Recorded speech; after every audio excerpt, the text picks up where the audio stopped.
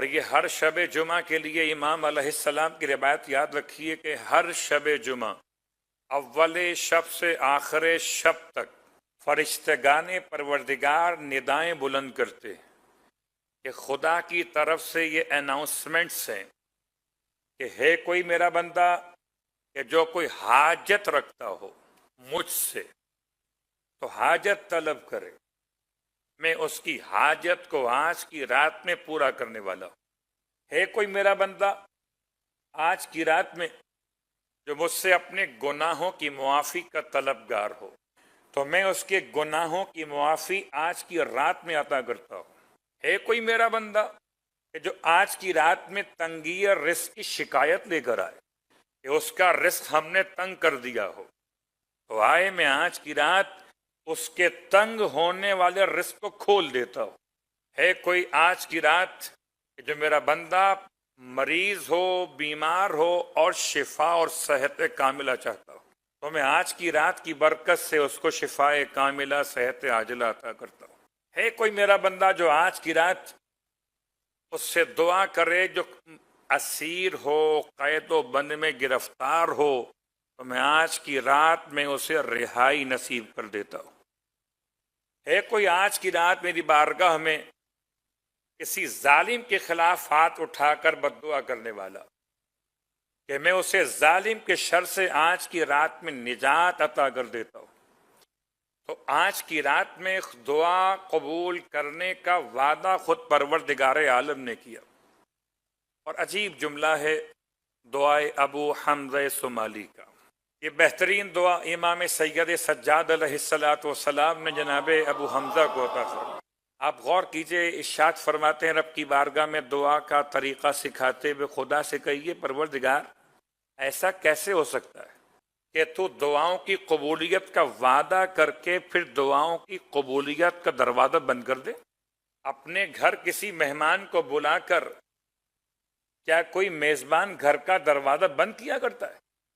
یا تو بلاتا ہی نہیں، اور اگر بلا لیا ہے تو دروازہ بند کیوں کر دیا؟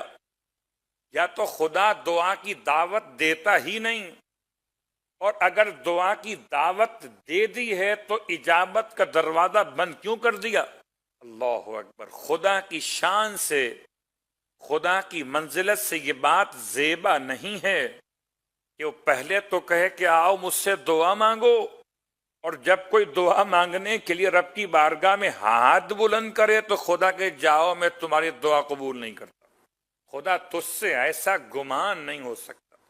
یا وہ روایت امام رضا علیہ السلام کی بارگاہ مقدس فرماتے ہیں جس کو دعا کی توفیق عطا کر دی گئی اسے اجابت ضرور دی جاتی ہے۔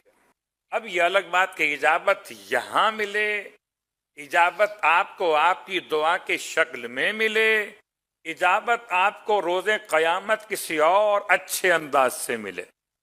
آپ کا ہمارا کام تو دعا مانگنا ہے، اور انہی دعاؤں میں مسلسل آپ کی خدمت میں ایک دعا کا حوالہ چل رہا تھا اسماء اعظم کے حوالے سے کہ خدا کے نام لے کر دعا مانگیے، اور خدا کے کون کون سے نام لے کے دعا مانگی جائے تو خدا دعائیں قبول کرتا ہے۔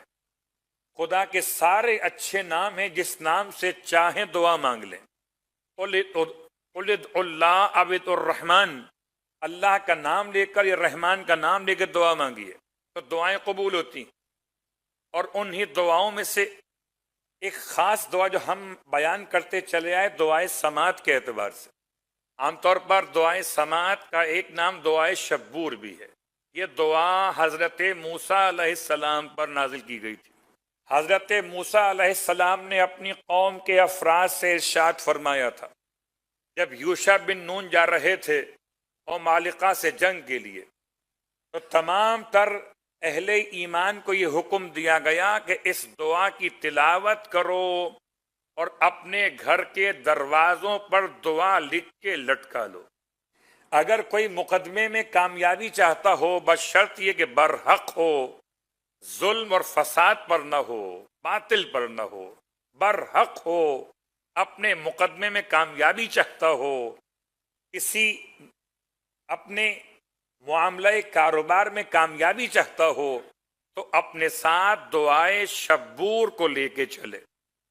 شبور کے ایک معنی کیے گئے، یہ 3 معصومین کے ناموں کا خلاصہ بھی ہے۔ یہ کون 3 معصومین؟ حضرت شبرو، شبیرو، مشبر، یعنی کہ سرکار سید سبت اکبر، سبت اصغر اور حضرت محسن شہید۔ یہ 3 معصومین کے نام کا خلاصہ دعائے شبور کا نام۔ دعائے سماعت جمعے کا دن آخری ساعت میں، اگر کوئی انسان آج کی رات میں دعا مانگے، آج کی رات کا موضوع الگ، صبح کے وقت میں دعا مانگے، صبح کے وقت کا موضوع الگ، شام کے وقت میں دعا کل مانگے، اس کا موضوع الگ۔ شاید بات کو آسان کرتے ہوئے یہ موضوع الگ، یہ موضوع الگ کیا ہوتا ہے؟ اگر سارے اوقات برابر ہوتے دعا کے لیے تو معصومین دعاؤں کے انواع و اقسام بیان نہ فرماتے۔ صبح کی دعائیں الگ ہیں، شام کی دعائیں الگ ہیں، رات کی دعائیں الگ ہیں۔ دعائے ندبہ صبح کے لیے، دعائے عہد صبح کے لیے، دعائے کمیل رات کے لیے، دعائے سماعت شام کے لیے۔ تو اگر سارے اوقات برابر تھے تو جون سی دعا جب چاہو پڑھ لو، لیکن ایسا نہیں ہے۔ بڑی آسان سی مثالیں، جب کوئی طبیب کے پاس جائے اور طبیب اس کو کوئی دوا لکھ کر دے تو بتاتا ہے کہ صبح کون سی کھانی ہے اور شام کون سی کھانی ہے۔ اور دیکھو 2 ایسی اینٹی بائیوٹکس ہیں کہ ان کے درمیان کم از کم 8 گھنٹے کا فاصلہ ہو، یا ان کے درمیان کم از کم 6 گھنٹے کا فاصلہ ہو، تو جیسے جسمانی دوائیں ہیں ایسے روحانی دوائیں بھی تو ہیں جو شکل دعا میں ہیں۔ تو دعائیں سماعت کا ایک جملہ آپ کی خدمت میں عرض کر دوں۔ امام علیہ السلام، یہ دعا چلی کہاں سے؟ جناب موسیٰ علیہ السلام نے چلی۔ حضرت موسیٰ علیہ السلام سے یہ دعا چلی، یوشع بن نون تک پہنچی، وہاں سے بعد کے انبیاء سے ہوتی ہوئی ختمی مرتبہ احمد مجتبیٰ تک پہنچی، وہاں سے مولائے متقیان تک پہنچی، وہاں سے امام محمد باقر علیہ السلام تک پہنچی، وہاں سے امام جعفر صادق علیہ السلام تک پہنچی۔ پھر راویوں کے اعتبار سے اس دعا میں خدا کے ناموں کا حوالہ بھی، خدا کی قوت کا حوالہ بھی، خدا کی حکمت کا حوالہ بھی، اور خدا کے کلمے کا حوالہ بھی۔ اور ہم واپس آ گئے اپنے موضوع پر، لفظ کلمہ پر۔ مگر کون سا کلمہ؟ وَبِكَلِمَتِكَ الَّتِي خَلَقْتَ بِهَا السَّمَاوَاتِ وَالْأَرْضِ، اور پروردگار تجھے تیرے کلمے کا واسطہ ہے، تجھے تیرے کلمے کا واسطہ، ایسا کلمہ جس کے ذریعے تو نے زمینوں اور آسمانوں کو خلق فرمایا۔ وہ کون سا کلمہ ہے جس سے خدا نے زمین و آسمان کو پیدا کیا ہے؟ وہ کلمہ انسان کو معلوم ہو جائے کلمہ طیبہ ہے۔ وہ کون سا کلمہ ہے؟ اس کو دعائے شبور نے بیان کیا دعائے سماعت کے نام سے، یا جس کو قرآن مجید نے 2 مختلف مقامات پر لفظ کلمہ اور کلمات بہت سے مقامات پہ استعمال ہوا۔ ان میں سے جناب آدم علیہ السلام پر کلمات نازل کیے گئے۔ حضرت آدم کو خدا نے کلمات کی تعلیم دی، فتاب علیہ، اور جب آدم نے ان کلمات کا حوالہ دے کر خدا سے توبہ طلب کی تو خدا نے توبہ قبول کر لی۔ تو وہ کلمات خدا نے نازل کیے تھے۔ تو ایک کلمہ اور کلمات اس کی جمع، وہ کون سے کلمات تھے؟ روایات کے اعتبار سے وہ کلمات تھے اس میں گرامی پنجتن محمد اور آل محمد علیہم السلام۔ اللہم انی اسألک بحق محمد وانت المحمود، اے پروردگار تجھے بندہ محمد کے حق کا واسطہ جبکہ تو محمود ہے، تجھے بندہ علی کے حق کا واسطہ جبکہ تو اعلی ہے، تجھے ذات گرامی فاطمہ کا واسطہ جبکہ تو فاطر السماوات والارض ہے، تجھے واسطہ تیرے بندے حسن کا جبکہ تو محسن ہے، تجھے واسطہ تیرے بندے حسین کا جبکہ تو قدیم الاحسان ہے۔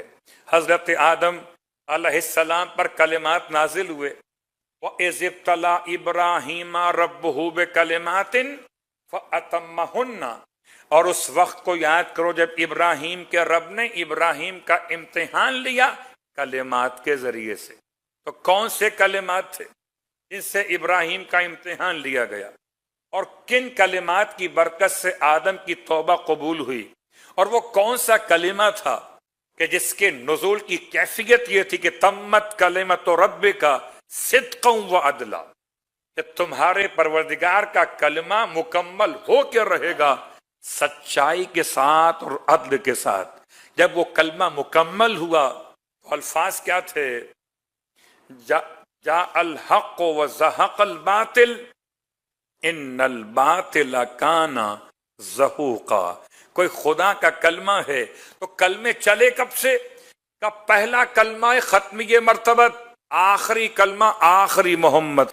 اور شجرہ ملونہ کی پہچان کل اشارہ کر رہے تھے بات مکمل کرتے ہوئے کہ شیطان مردود نے سجدے سے انکار کیا. سورہ مبارکہ بنی اسرائیل آیت نمبر 60، آیت نمبر 61 پڑھیے، 62 پڑھیے، 63 پڑھیے، 64 پڑھیے تو آپ کو اندازہ ہوگا کہ جب انکار کیا ابلیس ملعون نے تو کیا کہہ کے انکار کیا کہ تو نے مجھے آگ سے بنایا، ایک مقام وہ، تو نے اس کو مٹی سے بنایا. تو دیکھ تو صحیح کہ تو کس کو مجھ پر فضیلت دے رہا ہے. یہ خدا سے شیطان کی گفتگو ہے سورہ بنی اسرائیل میں. تو دیکھ تو صحیح تو کس کو مجھ پر مکرم کر رہا ہے، اور میں بھی اگر اس کی ذریت کو، اس کی اولاد کو نہ بہکاؤں، نہ راستے سے ہٹاؤں تو میں اپنا انتقام پورا لوں گا اس کی اولاد سے. الا قلیلا، سوائے تھوڑے سے افراد کے، باقی سب کو بہکا دوں گا. لأحتکن، سب کو گمراہ کر دوں گا. پروردگار نے سورہ بنی اسرائیل شیطان کو چھٹی دے دی، کہا تو جس طرح چاہے بہکا، آواز نکال کر بہکا. نمبر 1. جب بات آواز کی آئی تو پھر موسیقی. سورہ بنی اسرائیل کی آیت نمبر 61-62 پڑھیے تو آپ کو اندازہ ہو خدا نے شیطان کو پرمیشن دے دی کہ تو بہکا. اللہ، خدا کو اپنے نیک بندوں پہ اتنا اعتماد تھا کہ میرے رہیں گے، شیطان جو چاہے کرے. اب اگر ہم خدا کے اعتماد پہ پورے نہ اتریں تو یہ ہمارا مسئلہ ہے. بے صوتی کا تو بہکا ان کو اپنی آواز سے بہکا دے، اور جو آواز کے بعد بھی اور بہکانا چاہے تو پھر ان پر اپنے سوار اور اپنے پیادہ سپاہی لے کے پہنچ جا. قرآن پڑھ رہا، حملہ کر دے آدم کی اولاد پر، کر دے حملہ، اپنی آواز سے کر، اپنے پیادہ اور سوار لے کر پہنچ جا. اور اس کے بعد عجیب جملہ ہے، تو ان کے مال میں اور اولاد میں شریک ہو جا اور ان سے جھوٹے وعدے کر لے، جو چاہے کر لے. خدا نے سارے آپشن کھول دی شیطان کے لیے. اللہ اکبر. یہاں تک تو بات سمجھ میں آ رہی ہے کہ آواز سے بہکا دے، اپنے لشکر کو لا کے حملہ کر دے. لشکر کی 2 قسمیں ہیں. شیطان کا لشکر سواری پر بھی آتا ہے، شیطان کا لشکر پیدل بھی آتا ہے، اور شیطان حملہ کرتا ہے انسان پر. لیکن یہ عجیب بات، شارکہم فی الاموال والاولاد، تو شریک ہو جا اموال میں. شیطان اموال میں شریک کیسے ہوتا ہے؟ یہی سود کا پیسہ، یہی اوپر کی کمائی. بڑے ظالم لوگ ہیں، اوپر کی کمائی کو لکھتے ہیں ھذا من فضل ربی. شیطان کو غصہ آ گیا، ساری ہماری محنت تھی، لکھ دیا رب کا نام. شارکہم فی الاموال، شیطان تو شریک ہو جا ان کے اموال میں. آپ کو اندازہ ہے کہ اموال میں شیطان شریک کیسے ہوتا ہے؟ کچھ پیسے آپ کے حلال کے ہوتے ہیں، تھوڑے سے حرام کے ہوتے ہیں. شارکہم فی الاموال. اور والاولاد، شجرہ ملونہ، والاولاد شارکہم فی الاولاد، ان کے ساتھ شریک ہو جائے ان کی اولاد کے اندر. عجیب ہے اس کی وضاحت میں جملہ. کبھی غور کیجئے گا کہ عام طور پر ممبر کے شایانہ شان یہ اتنی بات کھل کے بیان نہیں ہو سکتی، خالی اشارے کر رہا ہوں. جیسے کوئی لقمہ اگر اللہ کے نام کے بغیر کھایا جائے پیٹ خراب کر سکتا ہے، ایسے کوئی اگر انعقاد بغیر اللہ کے نام کے ہو تو شیطان بن سکتا ہے، اور خدا نے شیطان کو اجازت دے دی شارکہم فی الاولاد، تو شیطان جس کی اولاد میں شریک ہو تو شجرہ ملونہ نہ بنے تو کیا بنے؟ صلوات پڑھے محمد و آل محمد۔